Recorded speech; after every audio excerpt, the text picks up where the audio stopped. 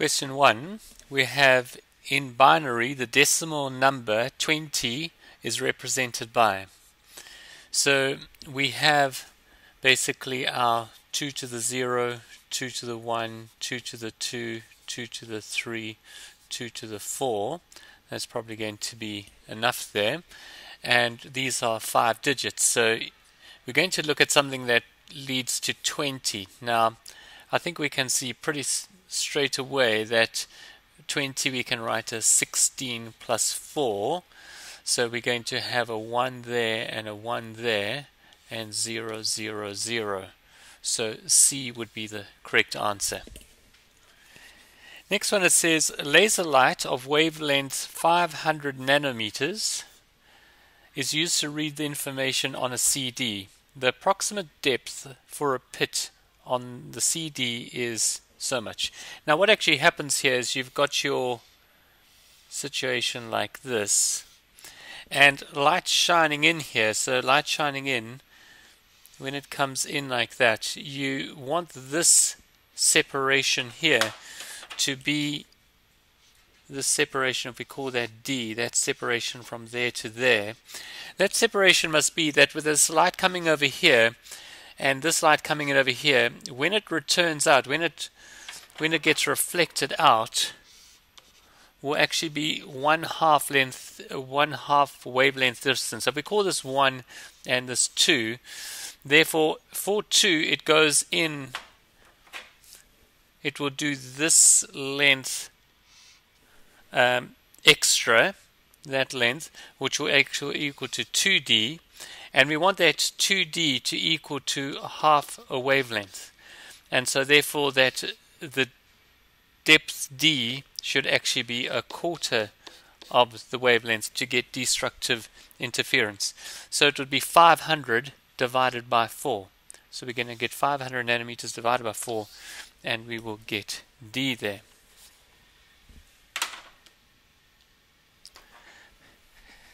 Question 3. Two CDs are identical in all respects except the pixels of one device have a greater quantum efficiency than, this device will. So let's just see, what do we mean by quantum efficiency? We have our definitions here, and let's just go through these. It's really important that you know these definitions. These are on the website in the unit 14. So quantum efficiency of a pixel, it's the ratio of the number of photoelectrons emitted to the number of photons incident.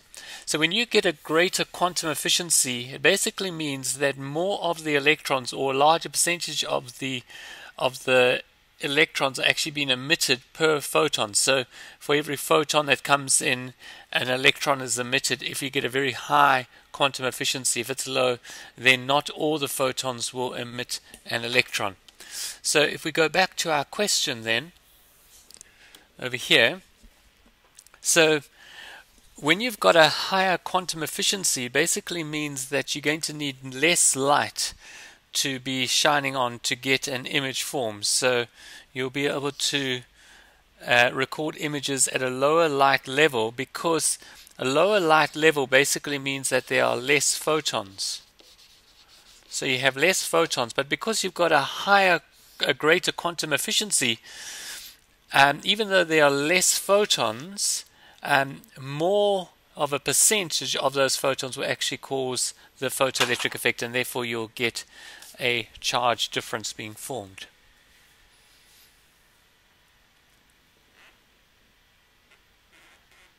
For question 4, it says a compact display uses laser light to read a disc. The height of one pit of a CD is a quarter of the wavelength of laser light. That's what we discussed before. The light illuminates the edge of a pit. So we've got here the edge of a pit. So we have the light coming in here. It's illuminating the edge of a pit.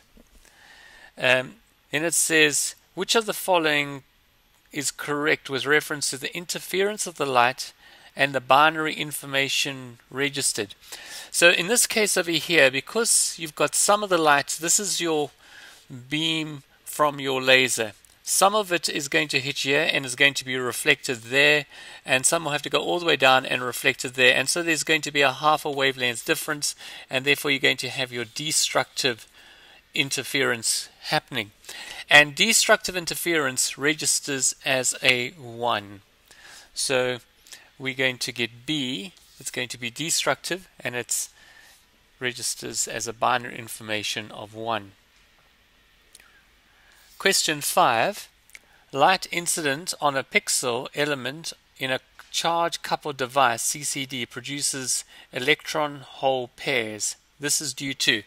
So basically what happens here, if you've got light coming on a surface, so you have light coming in here, and you maybe get a photon of light coming in, so you get a photon of light coming in. It comes in and it may cause an electron to jump out. So you've got this electron. Now the electron leaves what we call a hole where the electron was. And basically it just means that you get a positive and extra positive charge in your surface, and you've got an electron out. So you get an electron, as it says there, you get an electron hole pairs. And the reason for this is the photoelectric effect. This whole thing of electrons jumping out because the action of light is due to the photoelectric effect. In question 6 it says a CCD camera is used to take the picture of an object of 30 meters. The image of the object on the chip measures 0.03 millimeters. The magnification is. So your magnification is always your image over your object. So we're going to get there 0.03, but that's in millimeters, so we must change that into meters. So that's times 10 to the negative 3 divided by 30 meters. So when we do that calculation here, it's going to equal 10 to the negative 6 will be your magnification. I think you'll be able to work it out quite easily, because this is 3 times 10 to the negative 5, and we cross that out with that, and we're left with 10, so it's 10 to the negative 5 divided by 10, and that gives you 10 to the negative 6. So D is correct.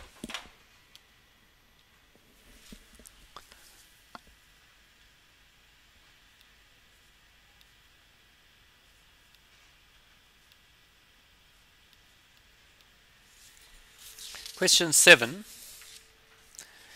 We have a laser of wavelength lambda is used in a computer to read data from a CD. Which of the following is the appropriate depth of a pit in the CD? So that's lambda over 4, so that's pretty straightforward. So it's a quarter of the wavelength. Remember, because it's got to go there and back. So this is a quarter. So this is a quarter, of a wavelength. So when it goes back, it leads to a half wavelength difference.